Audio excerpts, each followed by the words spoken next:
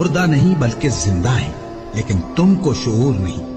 और हम किसी कदर खौफ और भूख और माल और जानों और मेवों के नुकसान से तुम्हारी आजमाइश करेंगे।